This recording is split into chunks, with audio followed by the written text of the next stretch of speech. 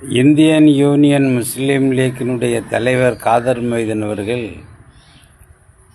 இவ்வளோ காலம் திராவிட முன்னேற்றக் கழகத்தில் கையேந்தி பிழைத்தவர்தான். முஸ்லீம் லீக் என்பது அது சுதந்திரத்துக்கு முன்னாலேயே உருவாக்கப்பட்டது. முகமது அலி ஜின்னா கண்ட இயக்கம் அது. இப்போது பாகிஸ்தானை சார்ந்த கட்சி அது. இந்த கட்சி இந்தியாவுக்குள்ளே அது தடை செய்யப்பட வேண்டிய ஒரு இயக்கம். சரி, ஏதோ மதத்தை சொல்லி 4 பேர் பிழைச்சிட்டு போகிறானுங்க.